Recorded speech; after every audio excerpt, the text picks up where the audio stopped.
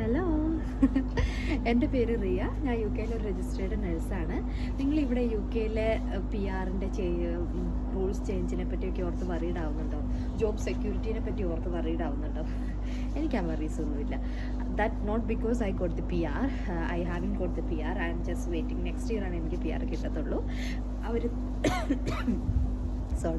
അവർ തന്നാൽ ആക്ച്വലി ഞാനിവിടെ യു കെയിലൊരു കെയറായിട്ടാണ് വന്നത്. ഡിപ്പെൻഡൻറ്റ് വിസയിലാണ് വന്നത്. ഹസ്ബൻഡ് നേഴ്സാണ്. അപ്പോൾ ഞാനൊരു ഡിപ്പെൻഡൻറ്റ് വിസയിൽ വന്നു, കെയറായിട്ട് ജോലി സ്റ്റാർട്ട് ചെയ്തു. എന്നിട്ടാണ് ഞാൻ എൻ്റെ ഓസ്കിയും CBT ഒക്കെ എഴുതി ജോലിക്ക് കയറിയത്. അപ്പോൾ അത്ര കഷ്ടപ്പെട്ട് കിട്ടിയ ഒരു നേഴ്സിംഗ് ജോബാണിത്. അപ്പോൾ ഞാനത് I really love my profession. അറിയാലോ, നേഴ്സസിന് UK അയർലൻഡ് പോലുള്ള എല്ലായിടത്തും നല്ല ഹൈ സാലറിയാണ്. ബട്ട് എന്നാലും എന്താ പറയുക, ഇയേഴ്സ് ഇങ്ങനെ പോയിക്കൊണ്ടിരിക്കുന്ന സമയത്ത് നമ്മുടെ ആവശ്യങ്ങളൊക്കെ നടന്നു പോകുന്നുണ്ട് അല്ലേ.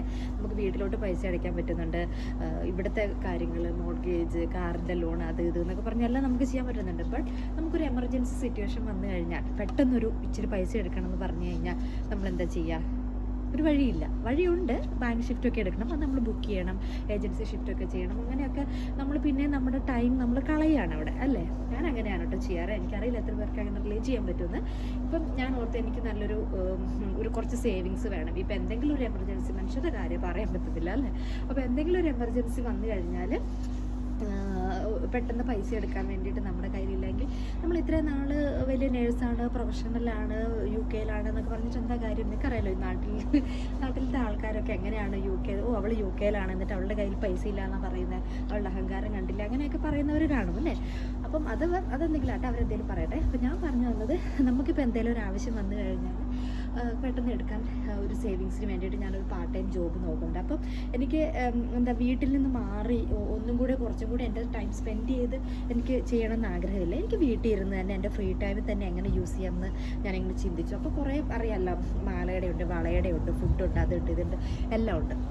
അപ്പം ഞാൻ അതിലേക്കൊന്നും പോയില്ല, ഓൾറെഡി എല്ലാവരും ചെയ്യുന്നതാണ്.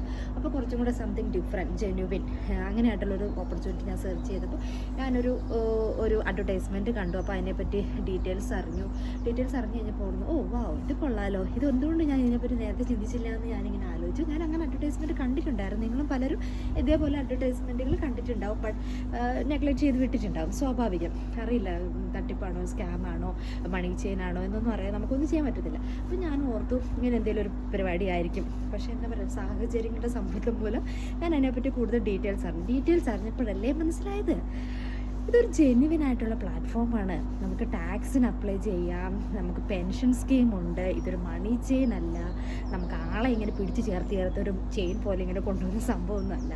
അപ്പോൾ ഞാൻ ഓർത്ത് എന്നാൽ ഒരു കൈ നോക്കാം. അങ്ങനെ ഞാൻ എൻ്റെ ബിസിനസ് സ്റ്റാർട്ട് ചെയ്തു. ഇപ്പോൾ സക്സസ്ഫുള്ളി റൺ ചെയ്യുന്നു. I am very glad I started this business that stage. ഇപ്പം ഞാൻ എന്താ പറയണ്ടേ, ഒരു എന്തെങ്കിലും ഒരു എമർജൻസി വന്നു കഴിഞ്ഞാൽ I'm not scared. And now I'm thinking to cut off my duties.